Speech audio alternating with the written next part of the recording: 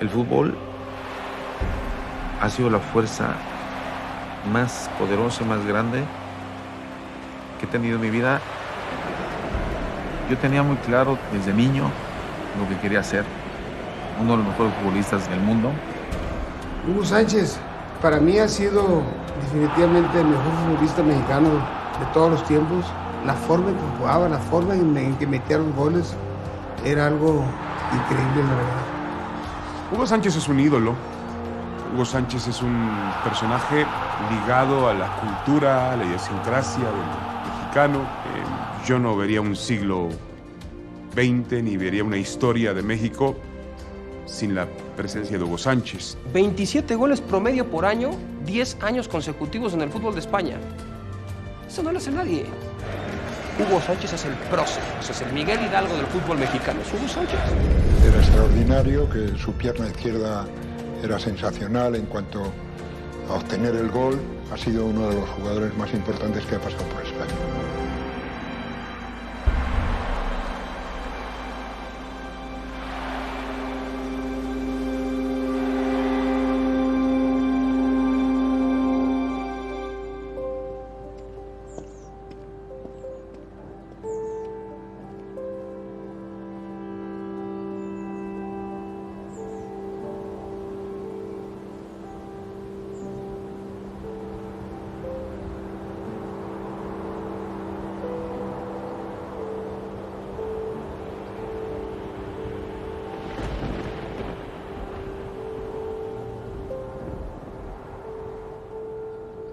Yo inicié con Pumas en las fuerzas básicas de los 11 años porque mis hermanos estuvieron en las fuerzas básicas de Pumas. Entonces ellos ya estaban en la reserva especial, que así se le llamaba el segundo equipo del equipo profesional. Y yo pues empecé en la cuarta infantil, y luego de la cuarta a la tercera, de la tercera a la primera, y fue ya cuando di el salto a la juvenil especial. En el colegio me lo elogiaban porque tenía buenas calificaciones. Y como todos los amigos, también les gustaba mucho el fútbol, jugaban en la escuela. O salíamos ahí en el retorno donde vivía Hugo, era una calle cerrada, a la clásica coladerita, porque había dos coladeras, entre acera y acera, ¿no? Entonces salía el amigo de acá, el amigo de allá, pues ahora le vamos a jugar, y a jugar en la calle. Ahí en la Jardín Balbuena, en el retorno 18, con su mamá, con toda la familia que conozco, pues tenía su tumbli, porque su hermana gimnasta, entonces estaba en el tumbli, brincaba y brincaba. Y Hugo todos los días, pum, y pum. Después llegaba a la cancha en CU y acababa el entrenamiento y 50 centros y él remataba. Y por otro lado, Chucho Ramírez, 50 centros y remataba. O sea, el entrenar todos los días, el anhelar todos los días, el desear todos los días, pues te lleva a una constante, ¿no? Y esa constante acaba sucediendo, porque esto no es de suerte. Hugo Sánchez es un caso excepcional en el sentido de que se convirtió en el hombre del instante y de la decisión definitiva. Muchos de sus goles han sido hechos a un solo toque. Él tiene una oportunidad y la convierte en resultado. Para mí lo importante era triunfar en el fútbol. Para mí lo importante era ser exitoso. Para mí lo importante era conseguir mis metas, mis objetivos y no parar hasta conseguirlo. Siempre había un balón en la casa. Los muchachos, sus hermanos, empezaron también en la universidad y por medio de ellos él jugaba mucho el balón. Y yo veía a mi hermano Horacio pues, que salía en la prensa, salía en la televisión, y, lo importante que era ir a unos Juegos Olímpicos, y entonces se me quedó la envidia de querer yo ir a unos Juegos Olímpicos. Y bueno, ya con 14 para cumplir casi 15 ya, pues me llevó a probar. Yo quiero ir, decía. Como era chaparrito, su hermano Horacio decía que no lo iban a aceptar porque era niño y muy chiquillo. Su papá como que no quería que lo internara, que se quedara. Y me dejó el cargo a mí, pues yo lo dejé. Y sí lo aceptaron. Llega un niño, en verdad, un niño. Él tenía 14, 15. Fuimos a jugar a Meca Meca contra la selección de Meca Meca. Y estaba allí en el estadio chiquitito, que te diré, 3,000 personas, pero lleno el estadio. Cuando vemos gorditos, panzones, chaparritos, Bueno, nos meten en un baile. No, hombre, nos ganaron. Subimos al camión, el único de todo el camión que estaba llorando, era Hugo. Entonces yo le dije, Hugo, ¿por qué lloras? Es la primera vez en mi vida que no hago un gol. Le digo, Hugo, esa meca, no se va a enterar nadie, pero yo sí.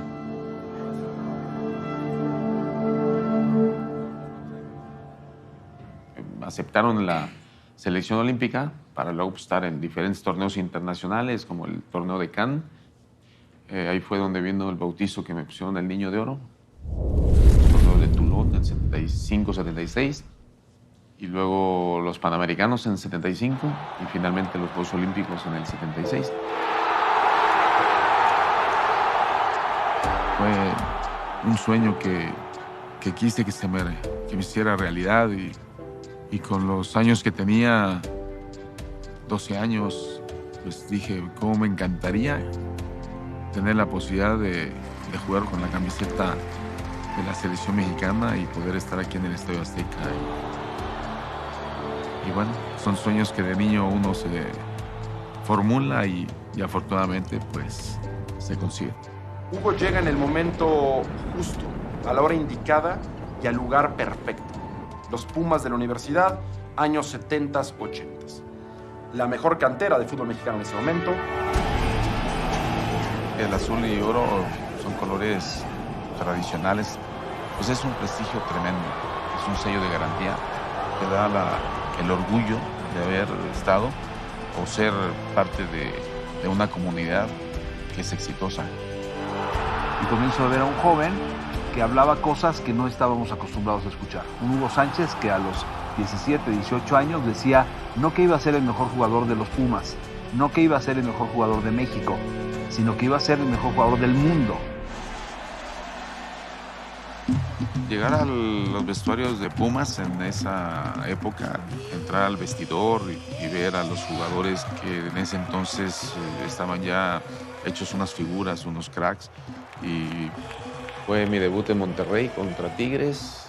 Pues entré con toda la ilusión y con todas las ganas de que estaba cumpliendo mi sueño de ser profesional.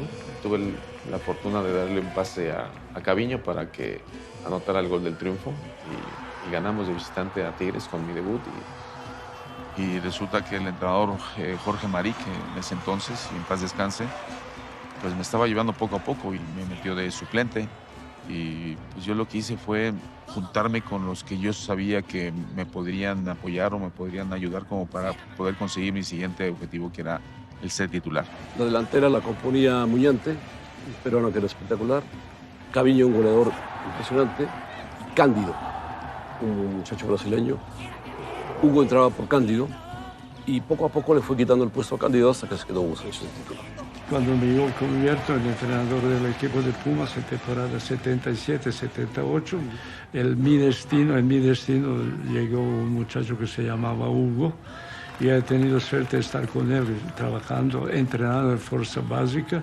Era un muchacho que anotaba goles increíbles.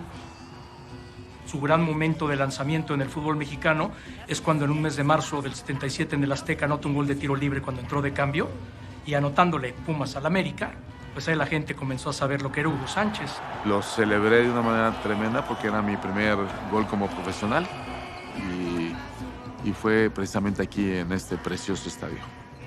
Por medio de Bora, que me dio a explicar que la temporada pasada terminé con la misma anotación. Entonces se presta para que en esta segunda vuelta se apriete un poquito más. Yo intentaba convencerle que debe jugar centro delantero porque por sus calidades que tiene, para él sería mucho mejor estar cerca de portería. A él no le gustaba mucha idea, con dificultad aceptó de jugar este partido contra Potosino. Él anotó 3 goles y después en conferencia de prensa la gente le preguntaron, oye Hugo, pero hoy jugaste una posición nueva, jugaste centro delantero conjuntamente con Caviño. Él dice, me costó tanto de convencer a Bora que me pone en esta posición.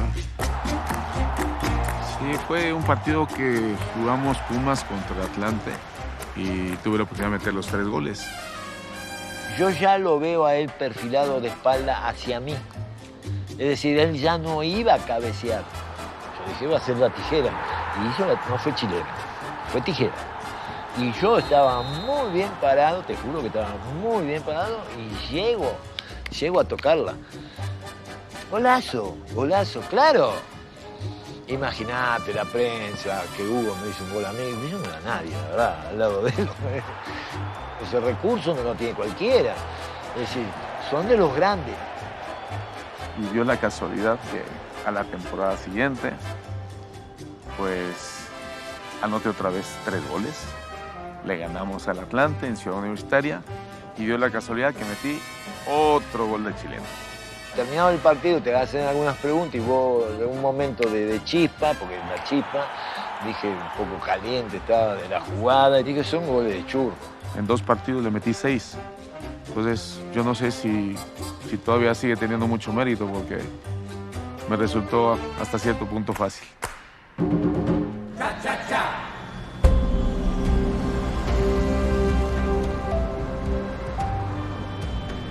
Yo quería estar en un equipo importante de Europa y el Atlético de Madrid fue el que me ofreció esa posibilidad porque saqué una conclusión de decir, en el 82 es el Mundial aquí en España, los ojos del mundo van a estar puestos en este país.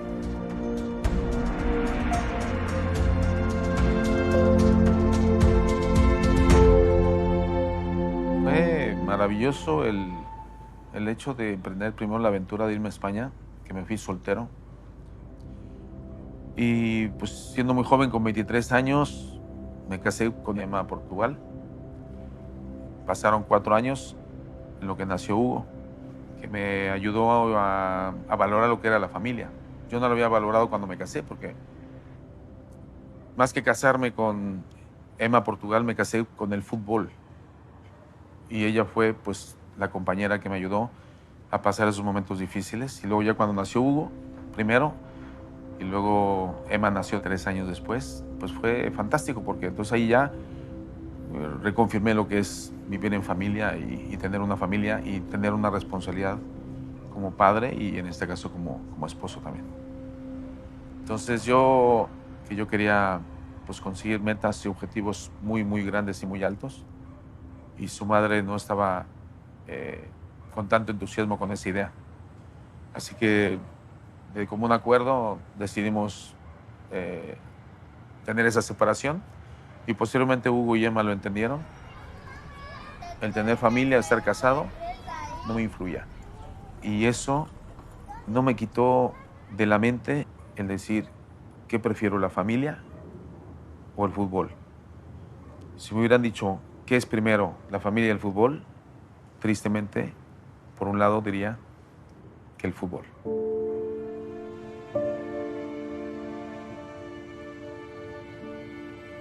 Como niña de 4 o 5 años, no entiendes por qué mi papá no está aquí.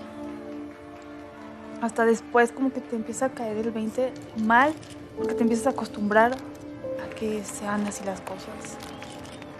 El por qué hay cámaras alrededor de él. No entiendes el por qué todo el tiempo te le están preguntando un autógrafo, una foto.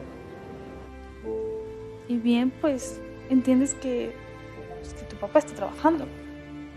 Cuando llegué, pues, la ilusión de pensar y decir, pues estoy cumpliendo otro de mis sueños, otra de mis metas, que era venir a jugar a Europa y en un gran equipo como el Atlético de Madrid. Pero luego ya empezó la pretemporada, de repente me entero y me encuentro con la situación de que el entrenador que me había contratado junto con el secretario técnico ya no estaba. Entonces mi soporte en la directiva y mi soporte como entrenador no lo tenía. Entonces trajeron otro entrenador que se llama Luis Cid Carriega, me tenía de suplente y no me quería dar oportunidad de demostrar mi calidad.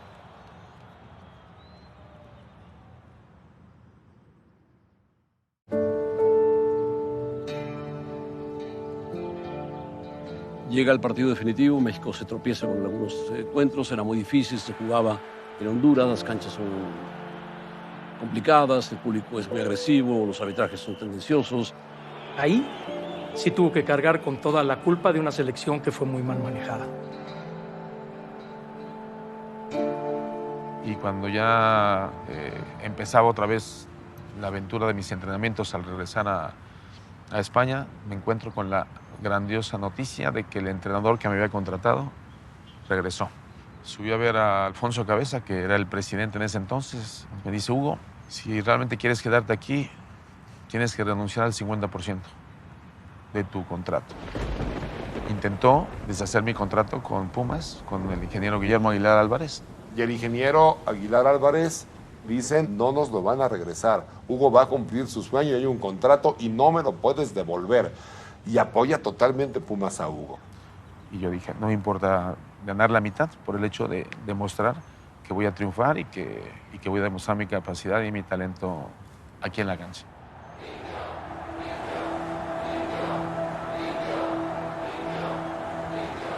Yo estuve en el Camp Nou viendo al Barcelona jugar contra el Atlético de Madrid cuando acababa de llegar Hugo a España.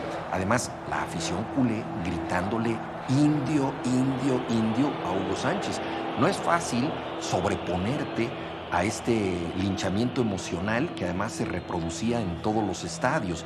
Entonces Hugo supo blindarse contra eso, perdiendo quizá ciertas dotes de simpatía o cierto don de gentes que hubiera preferido la afición mexicana, pero también hay que entender su historia en este contexto.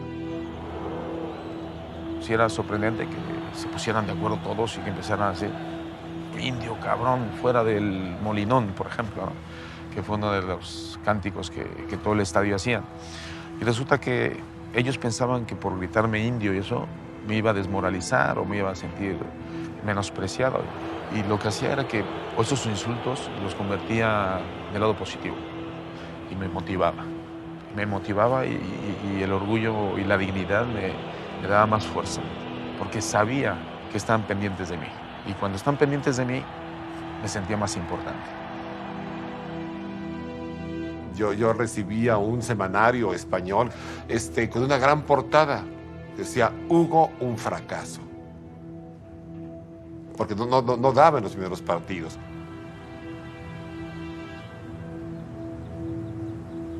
Su primer año en el Atlético de Madrid fue muy difícil. Para un jugador mexicano triunfar en Europa, en esa época, prácticamente no había precedentes.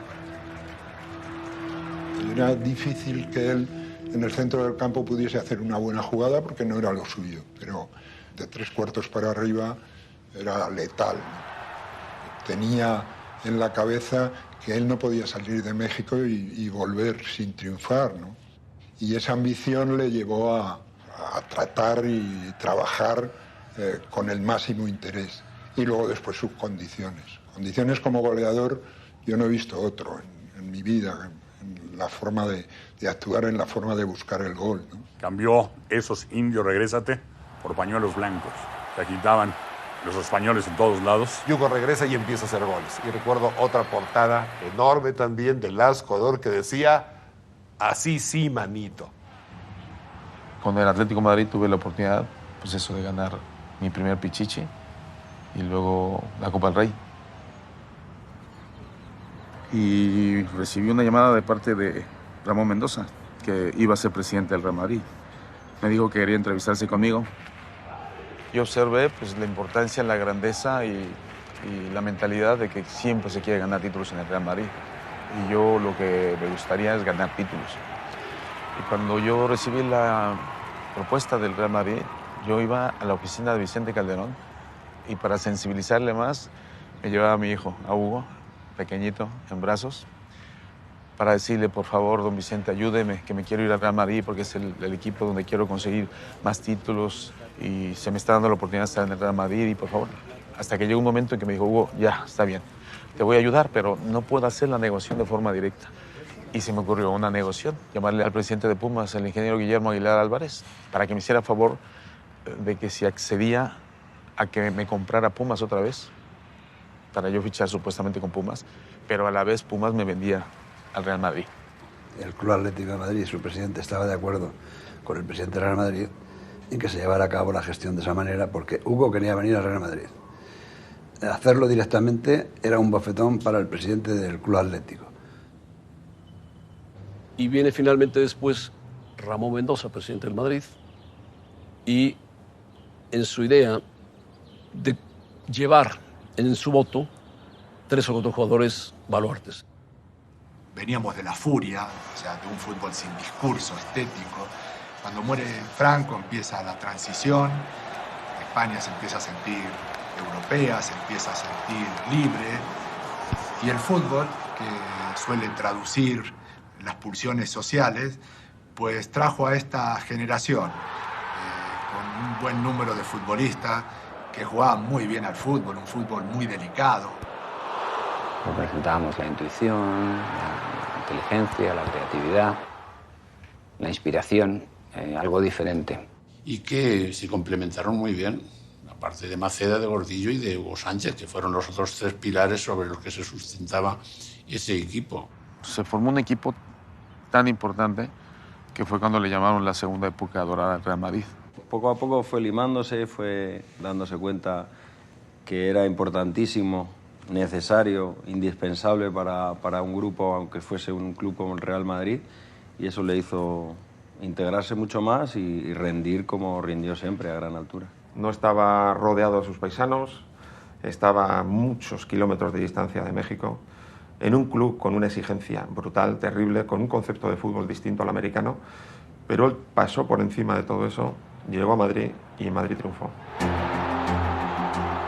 Él pronto se gana, ¿no?, al madridismo, se gana la afición, se gana el corazón de la gente por esa entrega, por esa garra, por ese carácter, ¿no?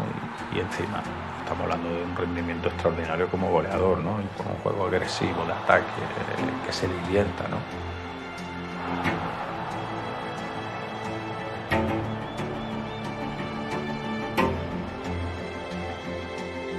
Y precisamente el gol de mis sueños es un gol de chilena que le influencia a mi padre, que por él empecé a practicarlo desde los 4 años. Practiqué cientos y miles de veces y como que ese remate lo hice como mi preferido y lo fui perfeccionando.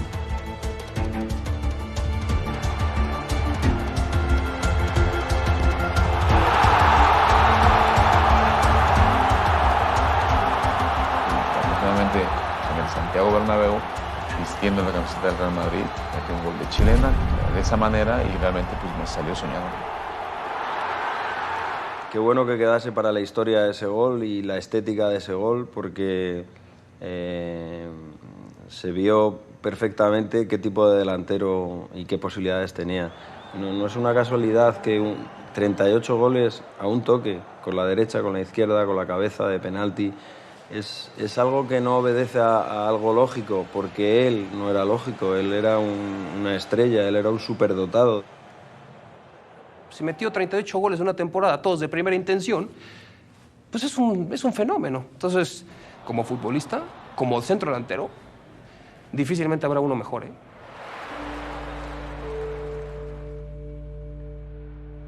El Mundial del 86 para Hugo Sánchez representaba volver a las Copas del Mundo, volver en su país, volver ya como ídolo triunfador en España. Era un equipo difícil de vencer. Es más, perdimos muy pocos partidos. Un equipo muy bien engranado, de una forma de juego. Y pues nos faltaba la pieza importante que era la persona que no pudo estar con nosotros, que era Hugo Sánchez. Indigno, totalmente indigno para el resto de los futbolistas, el trato que le dieron a Hugo Sánchez. Haz de cuenta que era una superestrella de Hollywood y todos los demás eran mortales, comunes y corrientes, ¿no? Pues mira, si tú tienes un tipo que gana cada año el campeonato de goleo en el fútbol español, siendo una de las ligas más importantes del mundo, ¿te vas a privar de no tenerlo en la selección? O sea, tú vas a decirle a Hugo Sánchez, no vengas, porque pues acá tengo un grupo de amigos que pues, sí se la pasan bien y pues juegan en México. Cuando tú te estás jugando un objetivo con tu selección, mínimo te tienes que poner de acuerdo cómo vas a defender o cómo vas a atacar, o si tú vas para allá, yo voy para acá. No, nada de eso. Y eso fastidió al grupo.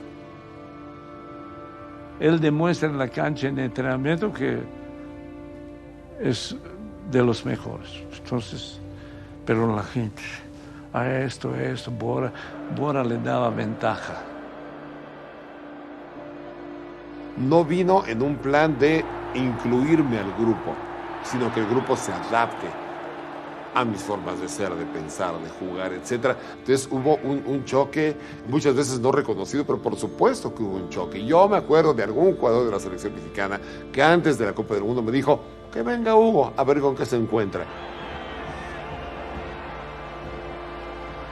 Hablaba muy españolado. Eso le fastidiaba a algunos compañeros, inclusive al entrenador, porque me pidió que hablara con él. Cosa que me parecía ridícula, como petición, ¿no? Porque era como no respetar su forma de ser. Bora estaba dando una indicación, bueno, vamos a tirar el córner de esta manera, y Hugo de manera, y a mi juicio lo digo de verdad, natural, decía, Bora, ¿puedo hacer una aportación? Es que en el Real Madrid Butragueño me la da a mí, yo me apoyo en Michel centro. Entonces el grupo decía, hijo de mi vida, pues, este güey, ¿qué, no?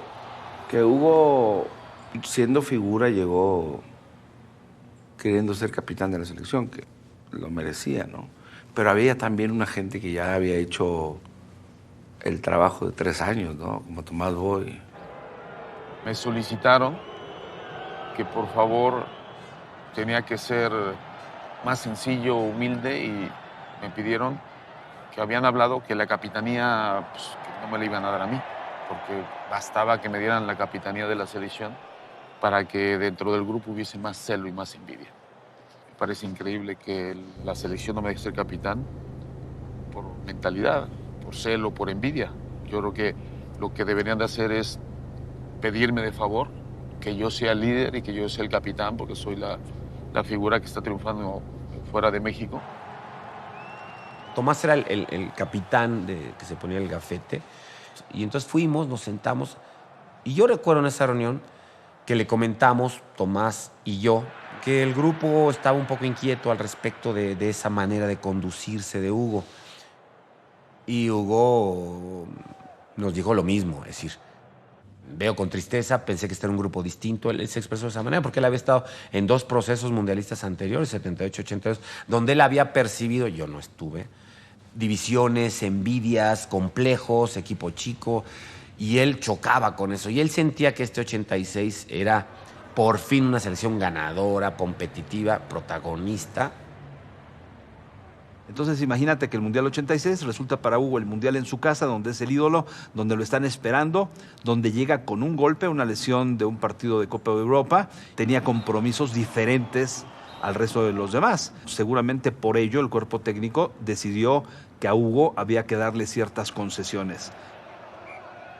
Me estaban solicitando que yo bajara, que yo me bajase al nivel donde estaban ellos. Y que le digo, oye, ¿y por qué no suben ustedes al nivel de mentalidad mía, al nivel futbolístico y ese liderazgo que me he ganado? ¿Por qué no lo tienen ustedes también? Dice, no, porque pues, es muy difícil, porque nosotros no somos igual que tú, nosotros tenemos limitaciones y nosotros tenemos problemas. Que le digo, sí, pero no es mi problema, es problema de ustedes. Y Hugo estaba acá, en ese momento, y los demás estábamos aquí. O sea, no había otro que estuviera aquí en medio o más o menos cerca de lo que es Hugo en el sentido de la competencia, ¿no?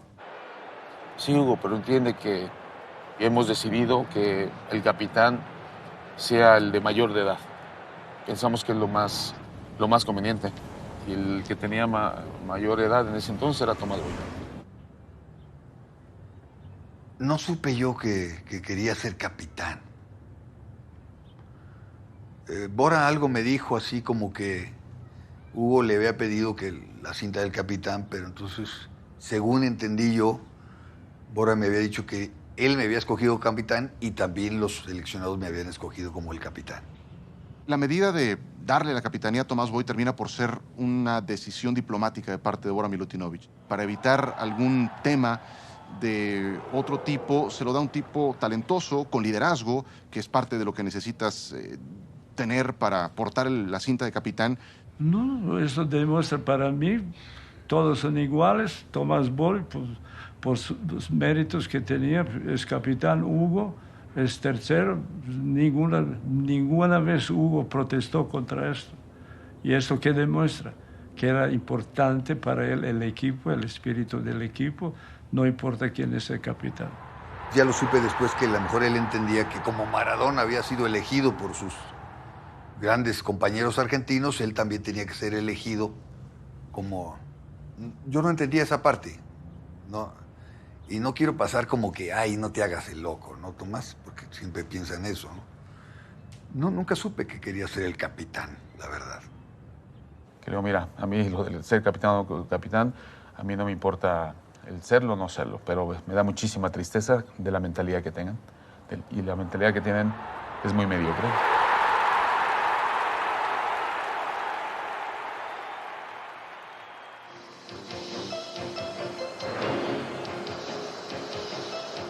La empresa Coca-Cola hizo un anuncio muy importante en donde faltaba un minuto y Hugo Sánchez tiraba un penalti y metía el gol. Y resulta que va contra Paraguay, falta un minuto, todo está hecho para la televisión. Salí corriendo porque tenía que entrar al aire y cuando voy saliendo, un puesto, Coca-Cola y el tiro, Hugo Sánchez, exactamente era ante mis ojos el anuncio, con un desenlace diferente. Yo recuerdo que sí, Hugo llegó y agarró el balón, ¿no? Pudo haberlo tirado Aguirre, pudo haberlo tirado Tomás, pudo haberlo tirado yo, Luis Flores, si estaba en ese momento, no recuerdo. Pero bueno, yo creo que lo importante es tener la decisión para pararte ahí frente, no cualquiera se para. En ese momento cuando fallé y empatamos, me sentí humano. ¿Tú qué sentirías cuando a un jugador como Luis Flores, que lleva 2 años seguidos, le digan, Luis, te vas a la banca porque va a entrar Hugo Sánchez en tu lugar? Supongamos. Es que yo no voy a desplazar absolutamente a nadie. O sea, yo voy a estar integrando una lista de 22 jugadores. Un proceso de muchos años o de mucho tiempo y de repente pues una decisión pues, te margina, ¿no? O sea, ¿pero vas a ser titular?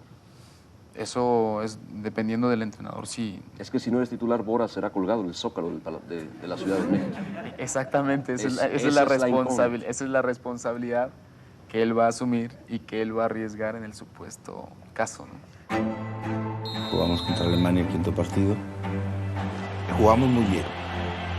Tuvimos muchas oportunidades de gol. A mí me anula un gol el árbitro colombiano. Cuando llegamos a la instancia de los penales, nadie de nosotros creíamos que íbamos a llegar a esa instancia, ¿no?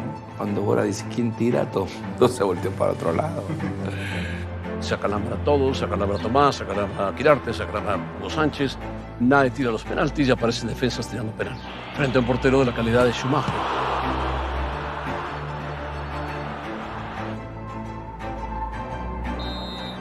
La gran posibilidad de que Hugo revirtiera lo que había pasado en esa Copa del Mundo, tirando el penal y metiéndolo, ayudando a México a pasar sobre Alemania, hubiera cambiado el resto de la historia.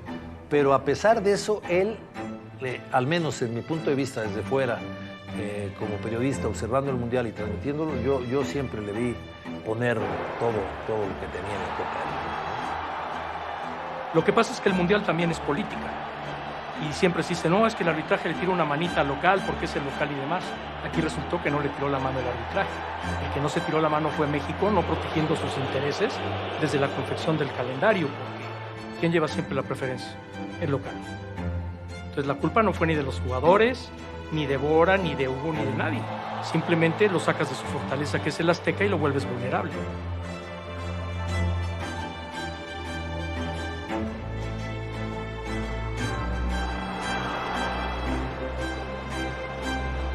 Todo aquel jugador que está por debajo de las expectativas, pues recibe críticas desproporcionadas, ¿no? Y nadie creaba más expectativas que Hugo Sánchez en México, ¿no?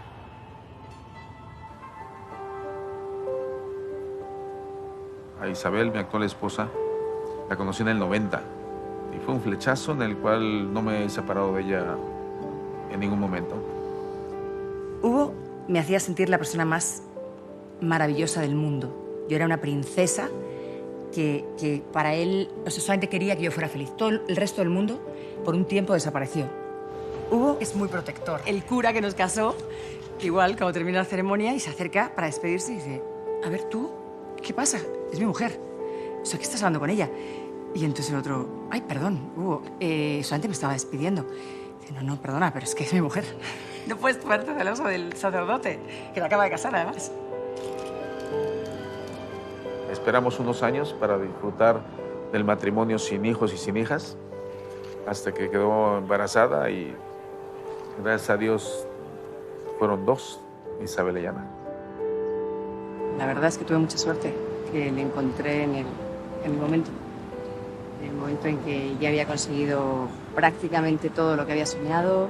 Entonces te podrás imaginar la euforia. Estaba comiéndose el mundo. O sea, en ese momento el mundo era como que le pertenecía, era como el centro. Porque ya sabes que en el fútbol el ser el delantero centro del Real Madrid es ser el centro del mundo. Entonces él lo era en ese momento y estaba metiendo goles así de 3, 2, 3 cada fin de semana. Sentía esa euforia que te da cuando haces todo bien, ¿no? Como cuando te salen bien las cosas que te habías planteado hacer.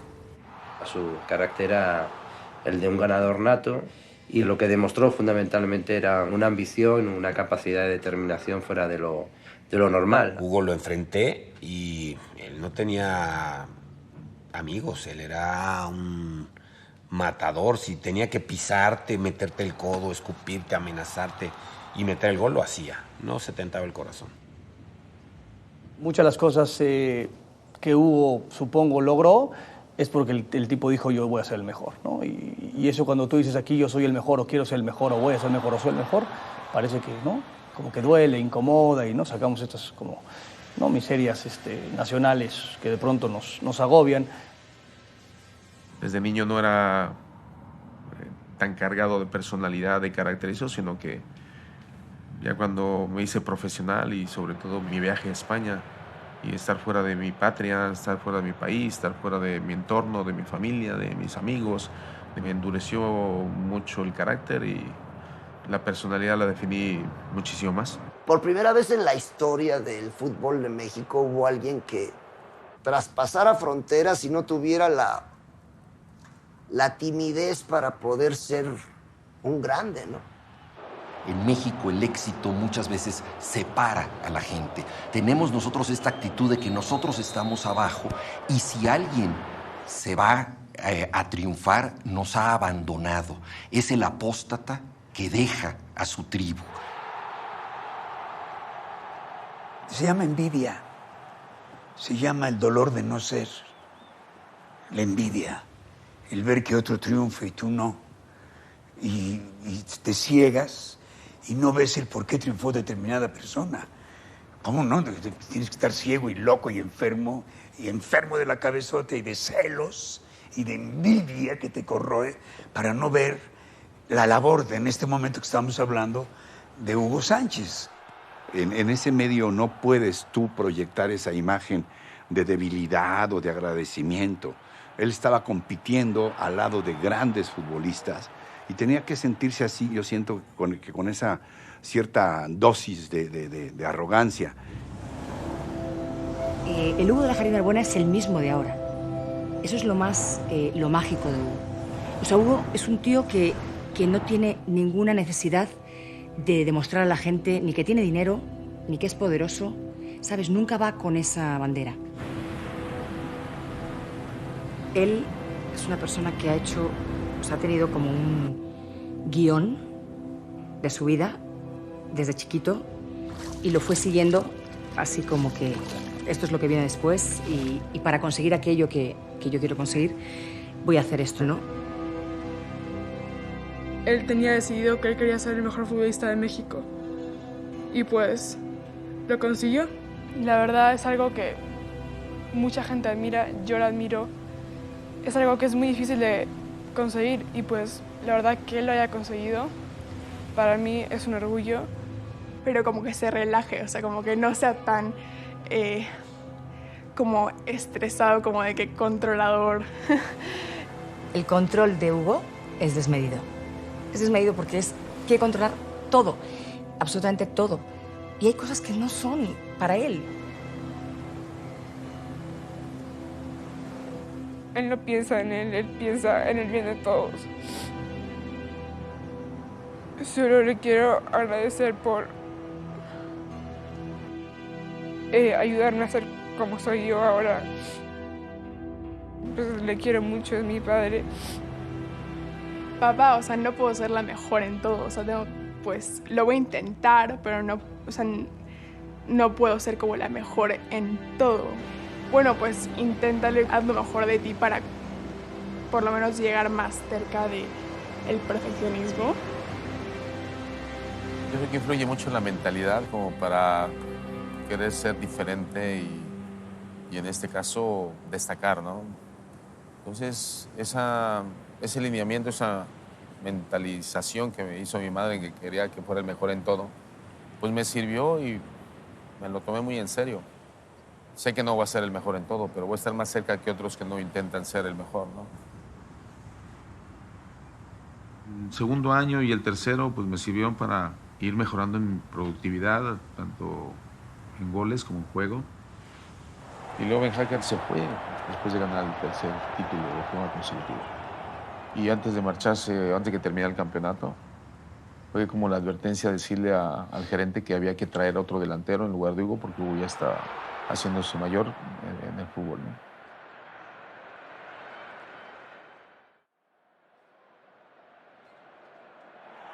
El América vino y me ofreció pagarme lo mismo que me estaba pagando el Real Madrid y acepté de cara al Mundial del 94. Y me pareció una buena manera de regresar a México. ¿Recuerdas el día de tu debut en un León América? Íbamos perdiendo 1-0. Él metió el gol.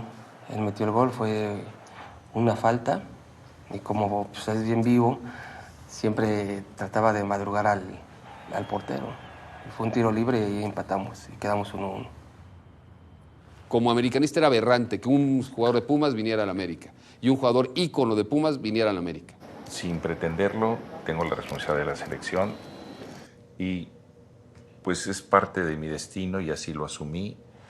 En ese momento fue cuando invitó a Hugo y entonces le digo, Hugo, a ti en la selección, pues a través de la historia, por muchas razones no te ha ido muy bien o no ha coincidido.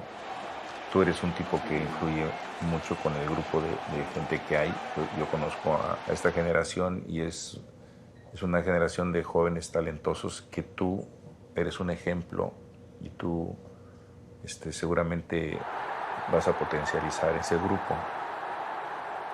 Y Miguel Mejía Barón, que siempre fue una persona muy ligada a Hugo Sánchez, sobre todo en sus inicios profesionales, pues tenía mucha afinidad con Hugo, no solo porque además los dos tenían que ver la misma carrera, el fútbol, los Pumas, la odontología, sino había una afinidad. Creo que tenía muy buena química con Miguel y tenía mucha plática. Miguel siempre lo externó, que era amigo de Hugo Sánchez, era su amigo. Lo que vivimos en Honduras fue como una guerra. Desde que llegamos allá nos trataron pésimo, nos apedrearon del camión, no nos dejaron entrenar y ahí a Hugo le dijeron, te vamos a romper la pierna. Y fueron y lo buscaron. Y tenía tanta viveza Hugo que nunca le pudieron pegar. Y esa viveza Hugo la transmitía, ¿no? En todos los sentidos.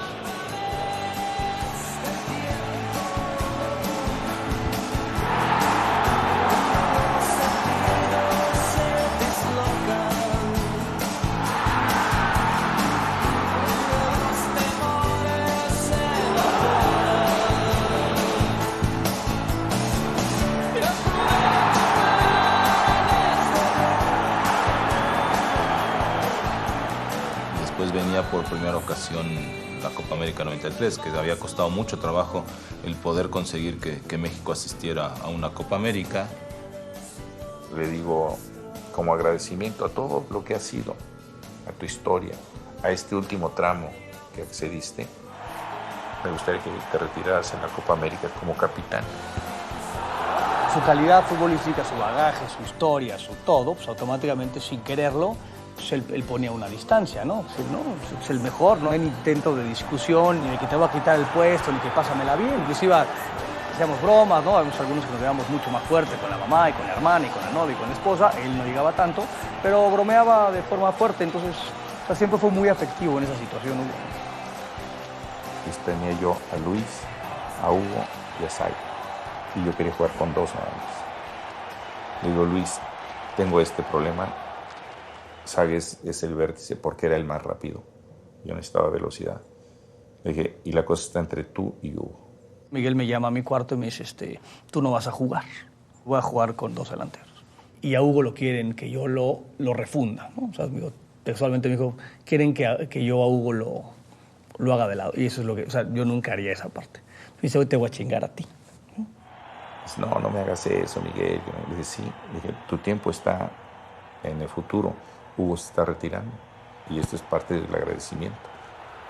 Entonces se molestó muchísimo, hizo su berrinchote.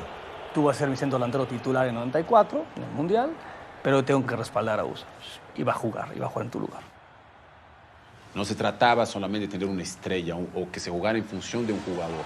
Y todos, incluyendo a Hugo, siempre entendió ese trabajo colectivo, ese trabajo en donde todos tienen que participar. En esa generación de Hugo Sánchez se conjugó la historia del mejor grupo de jugadores que pudieran apoyar al ídolo.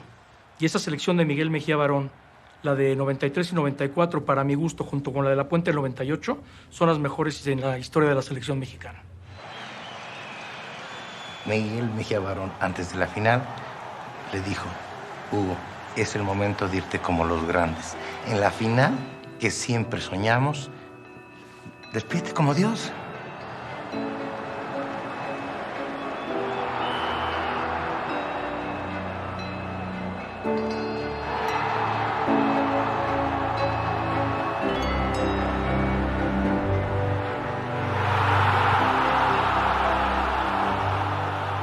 Pero lamentablemente llegamos a la final contra Argentina, hicimos un papel extraordinario y no conseguimos el título. Si no, ese hubiera sido mi último partido en la selección nacional.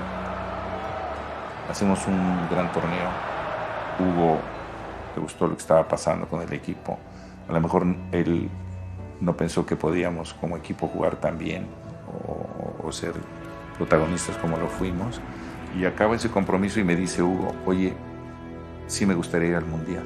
Le dije: Hugo, habíamos quedado que hasta acá. Después, como pasa un tiempo ahí entre la Copa América y el Mundial, me dice: Miguel, me tengo que ir de América porque pienso que hay una muy mala actitud de parte de la directiva americanista.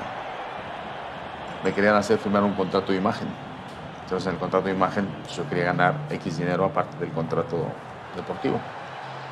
Y no me querían pagar eso, me querían pagar una pequeñez. Entonces yo hábilmente le dije a mi representante que pusiera una cláusula que en el caso de que hubiese un equipo extranjero que se interesase por mí, pues yo me podría marchar. Hugo Sánchez hizo dos cosas cuando salió del América. Uno, darse peso a sí mismo y mostrarse independiente y cumplir con otro de sus sueños, regresar a Madrid con un equipo muy de barrio como es el Rayo Vallecano.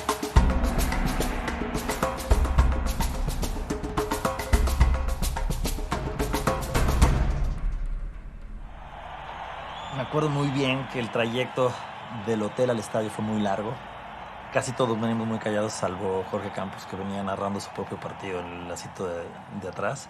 Y en su propio partido él cometía errores constantemente. Entonces provocaba la risa de todo el mundo. Fue una risa más o menos nerviosa.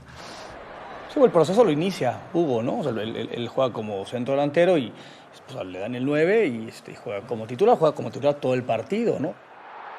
Una de las ocasiones que tuve, la más clara, fue una chilena en la cual me vino el centro de manera fantástica y lamentablemente salió así del poste.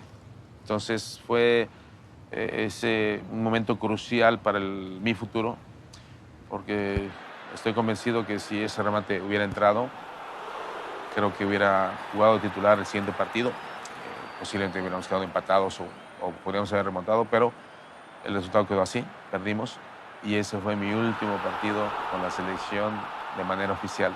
Y ese remate, que ha sido mi preferido, en ese caso no me apoyó ni me ayudó al final. Miguel como que pierde esa confianza en la imagen de Hugo y ya no lo ve bien para los siguientes partidos. En ese momento fue como si me derrumbase un castillo. Como que se me había derrumbado un castillo que me había creado y formado, de que yo no merecía terminar mi trayectoria con la selección mexicana de esa manera. Se da cuenta Miguel, en mi opinión, que podía prescindir en los partidos de Hugo Sánchez, porque jugó de tal manera en donde tenía dos delanteros muy rápidos. Y Luis García era un jugador que estaba metiendo 17 goles con el Atlético de Madrid, 16.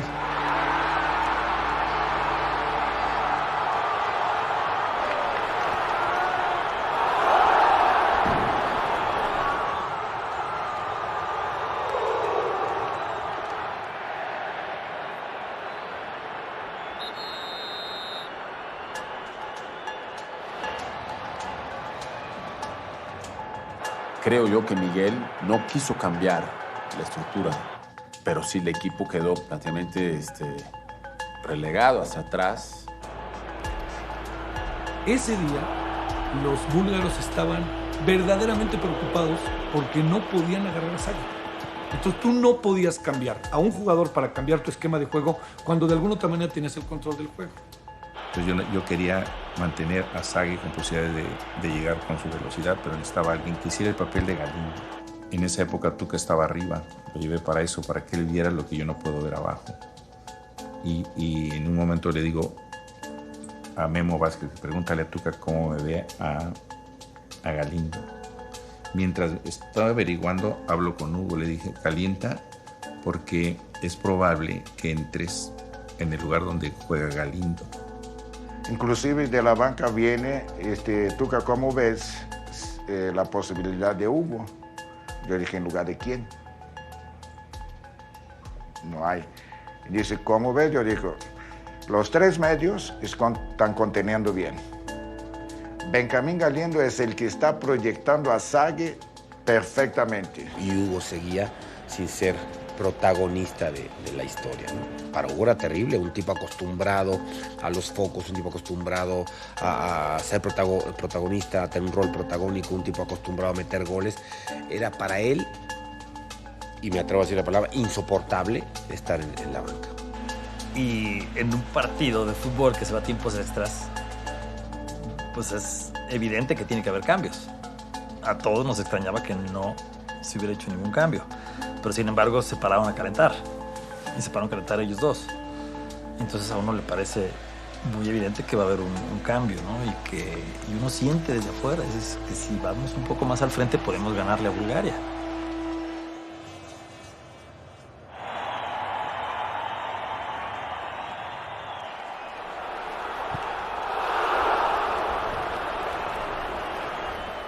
Y cuando Miguel se decide, por fin, no sé qué minuto eran, y dice, voy a meter a Hugo, se levanta decidido y va por Hugo.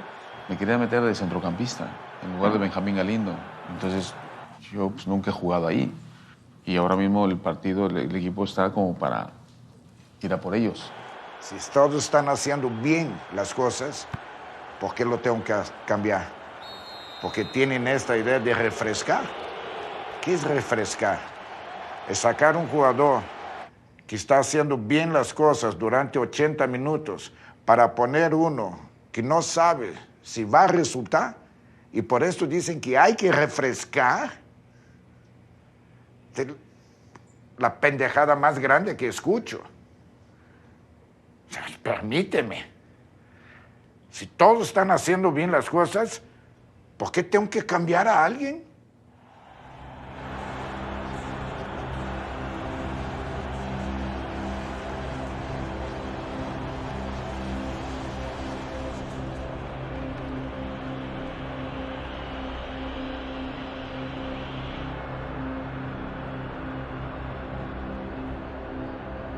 Ese diálogo que hubo ahí en la banca era de que yo estaba intentando convencerle que fuera más atrevido, pero piénsale bien, tengo que entrar como delantero para ir a buscar goles y que ganemos el partido. Digo, sabes que a mí también me gustaría que entrara centro delantero, pero ahorita, si dejo la media cancha, estamos ante un equipo muy bueno ahí y vamos a tener problemas. Le dije, pero sigue calentando. En ese momento yo decidí que no iba a entrar. Y vuelve a los 5 minutos, o 3 o 2, me da igual, y dice, no va a jugar Hugo. Punto. Pues entras de volante y después te acomodas arriba. O sea, dentro de la cancha manda el jugador. A ver, dentro de volante sí, a ver, macho, tú vas para atrás y voy para adelante. Pero sí faltó la figura de un centro delantero. Eso estoy totalmente convencido. Yo creo que era el grito que todo el país estaba haciendo, ¿no?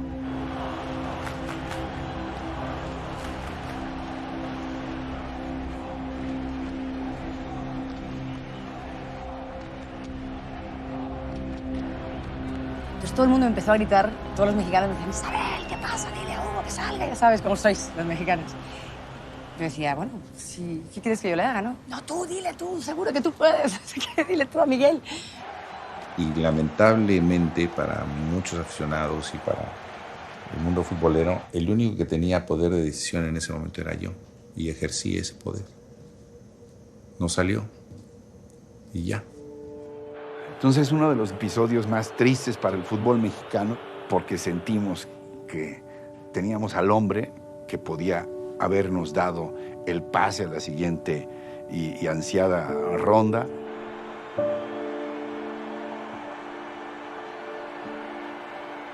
El fútbol te genera en los partidos muchos escenarios. Uno de los escenarios más importantes que te genera es lo que tú le puedes provocar al rival con los jugadores que tienes. No metes al jugador, mete al nombre del jugador. Y con eso los inquietas. Esa fue la disyuntiva. Vete a saber si hasta Miguel Mejía Barón no lo metió para cuidarlo, ¿no? Vete a saber. Pero meter nada más a Hugo, como la gente piensa, para que entrara a ejecutar un penalti, eso es ridículo. No porque no pueda, pero ridículo porque él venía de haber tirado su último penalti con su equipo Rayo Vallecano y lo había fallado y se había ido su equipo a segunda división. Ese era su último penalti. Yo vi el de Paraguay, ¿no? En el 86. Yo viví en el momento que Hugo le dice a Bora contra Alemania, tengo calambres. Y en ese momento todas esas cosas se me juntaron. Digo, ¿para qué lo meto? Y también qué gran responsabilidad nada más para eso. Todo eso viene a mi cabeza y digo, ni para los penaltis lo meto. Pero no es una falta de respeto, es una decisión de un técnico en un momento dado. Si él hubiera entrado, hubiera querido entrar, claro que hubiéramos ganado simplemente por su presencia. No porque hubiera metido 2 o 3, 4 goles. Por la presencia de Hugo dentro del campo y en los penales él hubiera sido, yo creo que el primer tirador y nos hubiera dado otra confianza, ¿no? Y a lo mejor hasta yo tendría que ver antes que Miguel. Porque me preguntan si Hugo, y yo digo, no veo la necesidad. Yo no le prometí nunca nada. Teníamos obligaciones, él y yo como deportistas representando a México, pero nada más, o sea, no había nada más. Yo no creo que falté a ningún compromiso. No me siento culpable de eso. Yo le ofrecería disculpas en cuanto a decir que ahora que soy entrenador me doy cuenta que mi postura no fue la correcta como entrenador, pero como jugador y estrella y figura, indudablemente, pues creo que ahí no iba a desarrollar mis cualidades tanto como si hubiese jugado donde siempre he jugado. Lo quise mucho. Ya no son amigos. No, no somos amigos.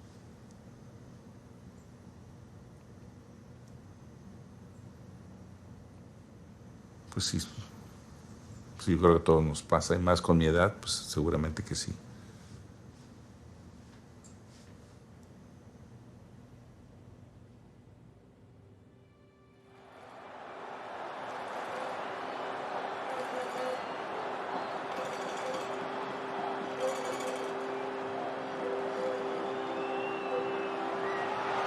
A todos nos hubiera gustado que se fuese en el gran momento, en el estelar, pero es muy difícil. Yo creo que todo lo que del fútbol hace imposible en muchas ocasiones el que lo hagas a tiempo, según todos los demás que rodeamos al entorno de un deportista, ¿no?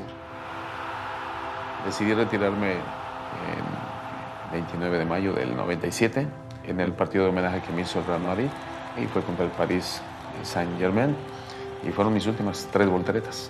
Mis últimos 3 goles. Hugo ni un solo día se presentó a entrenar en el Real Madrid. No porque él no quisiera entrenar. Real Madrid no andaba bien en la liga. Entonces Hugo decía, viene el homenaje. Meterme yo a entrenar con el equipo presionado, ¿para qué los voy a llegar yo a distraer? Entonces es increíble que el cuate se iba a Majadahonda, muy cerca de donde vivía, a correr en el bosque. Y después se ponía a tirar cualquier cantidad de pelotas contra 2 árboles que eran la portería. Y afinando ahí la puntería. Lo traen del tingo al tango por Madrid en entrevistas a la medianoche, y al día siguiente el tipo mete 3 goles, al día siguiente la portada. Real, ahí está tu solución. Eso solamente lo puede hacer Hugo Sánchez. Y me acuerdo del partido, no sé si metió 2 goles o 3 goles, y Mitchell y toda la gente del medio campo para arriba, la única obsesión que tenían es intentar buscar que Hugo fuese feliz, y cómo iba a ser Hugo feliz metiendo goles, ¿no? Esa mañana cuando me desperté, estando con mi esposa al lado, y dije, oye, no me hubiera gustado despertarme de este lindo sueño.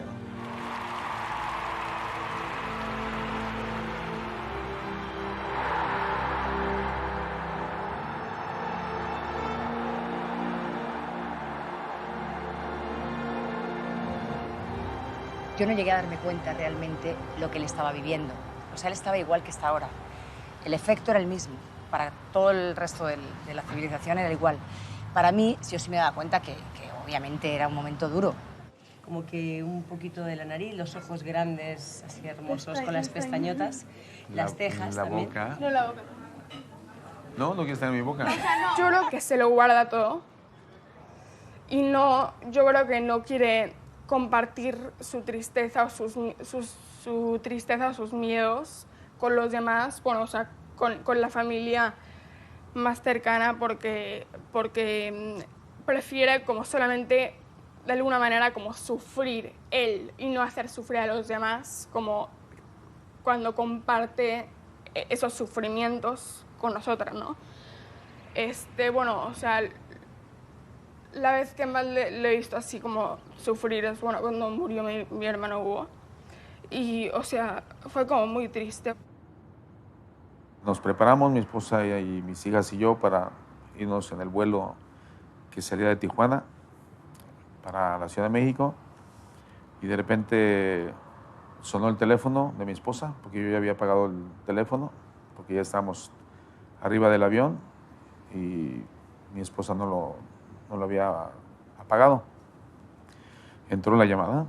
Entonces entró la llamada y de repente era la esposa de mi representante, José Manuel Sanz, que ya tenía el teléfono de mi esposa y le llamó. Dice, oye, le estamos llamando a Hugo y no contesta, pero te estoy llamando a ti porque los queremos localizar. Si no, estamos en el avión yendo para México porque vamos a hacer escala para ir a Pachuca, para lo del Salón de la Fama. Dice, es que José Manuel quiere hablar con Hugo, le pasa el teléfono. Entonces ya me pasó el teléfono y fue pues ese maldito 8 de noviembre del 2014, cuando José Manuel me avisa que le habían informado que había 2 cuerpos en Polanco que habían encontrado y que parecía que uno de ellos era Hugo. Entonces yo me quedé paralizado y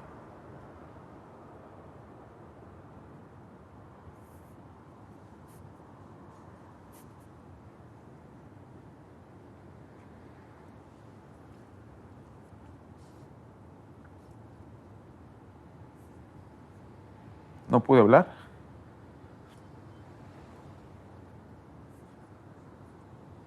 Y me dijo, Isabel, ¿qué pasa? ¿Qué le digo? Me dicen que es factible que Hugo sea uno de los cuerpos que encontraron en Polanco, pero que no se ha confirmado. Entonces, al no poder hablar,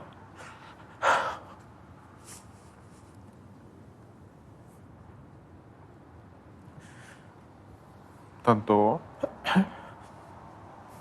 Isabel, mi esposa, y mis hijas que iban en los asientos del lado, pues no sabían lo que pasaba. Entonces le dije a Isabel, que le digo, pues no está confirmado, pero puede ser esto. Entonces no me pude contener. El vuelo más jodido que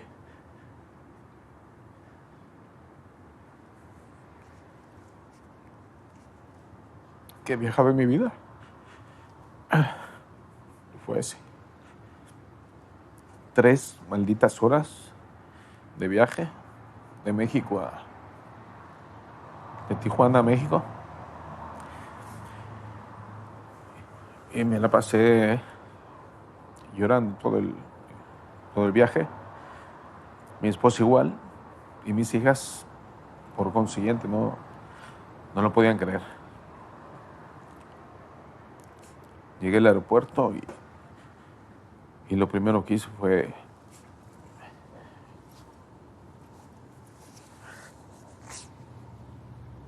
coger el teléfono, llamarle a José Manuel para decirle que por favor investigara, mientras yo estuviese en el vuelo, que investigara y que confirmase por favor si era Hugo o no. Entonces llegué al aeropuerto, descendí por esas escaleras eléctricas que nunca se van a olvidar, que me parecieron eternas. Y al bajar me metí al baño de hombres y mi mujer y mis hijas se metieron en el baño de mujeres y cuando le llamé a José Manuel, me confirmó que sí era. Yo me quería ir antes. Lo normal es eso, que los abuelos se vayan antes, luego los padres y luego los hijos. Pero no entiendo por qué primero se fue él. Yo me quería ir antes que él. Y nada, ya cuando supe eso, mi vida ha sido otra.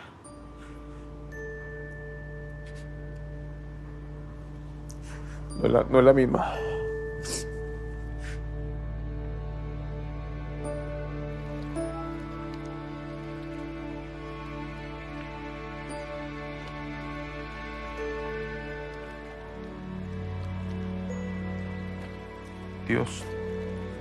Dios me ha apoyado en todo. Y acepto el destino.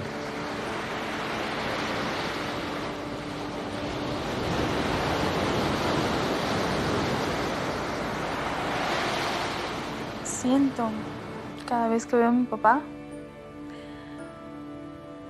siento a mi hermano cerca.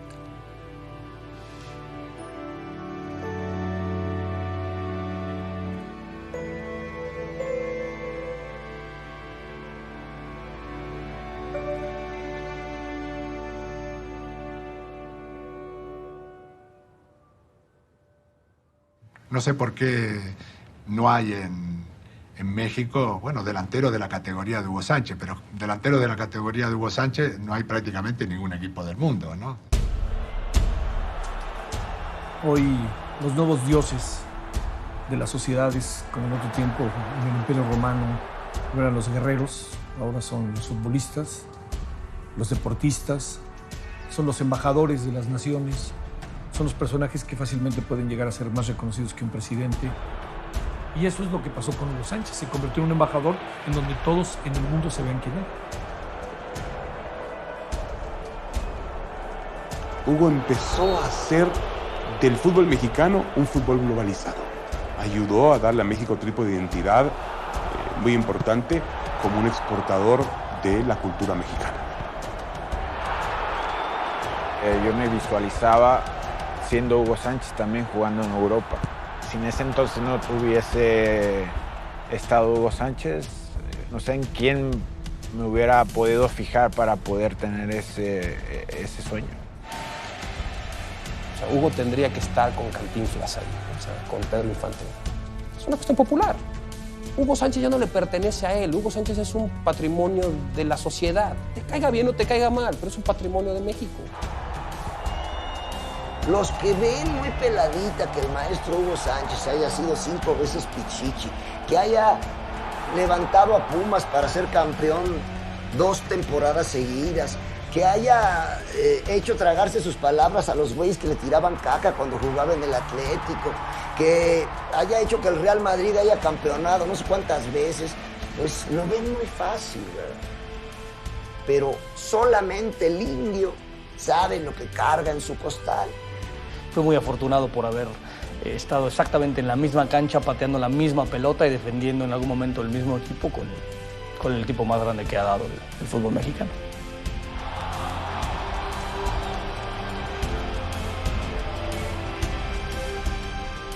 ¿Qué le diría? Si jugásemos juntos, dices. Que me pases el balón para hacer un gol. No, lo que decía, pues para mí era, obviamente, a mí me encanta jugar con jugadores top. Y Hugo Sánchez fue top, fue una leyenda y para mí era un orgullo y me encantaría jugar con él porque los buenos jugadores tienen que jugar juntos, así que los cracks, las leyendas tienen que jugar juntos.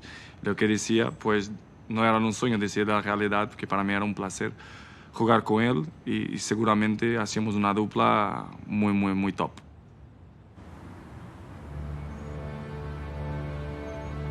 Yo le agradezco mucho a Hugo Sánchez porque me ha hecho sentir orgulloso por mexicano que soy por todo lo que Hugo Sánchez nos ha representado y por todo lo que le ha dado a México, le duela a quien le duela.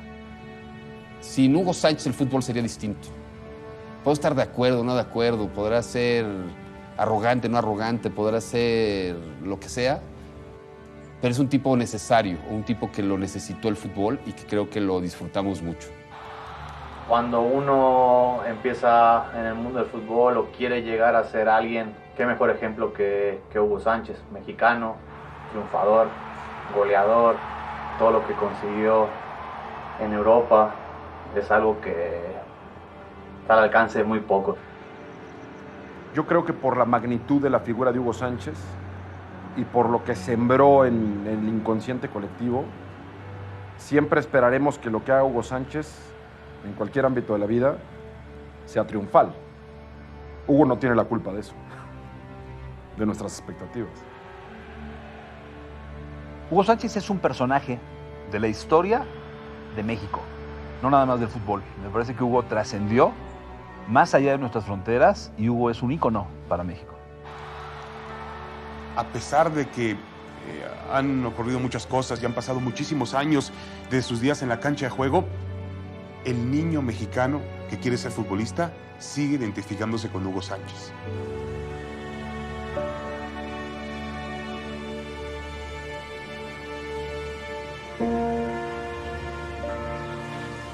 Estando yo de niño, no sé, 4 años, 5 por ahí, entraba de la calle a casa y en un sábado mi padre estaba con unos amigos jugando al dominó y de repente cuando entré pues ya me sentó en sus piernas y le dije, pues compadre, ¿saben quién es este niño?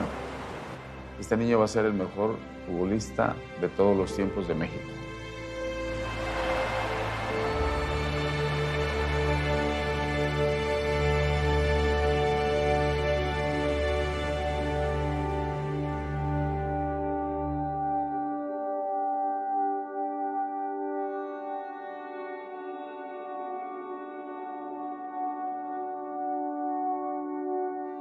Así que el Atlético de Madrid tiene la oportunidad de sumar 3 puntos, que sería fantástico.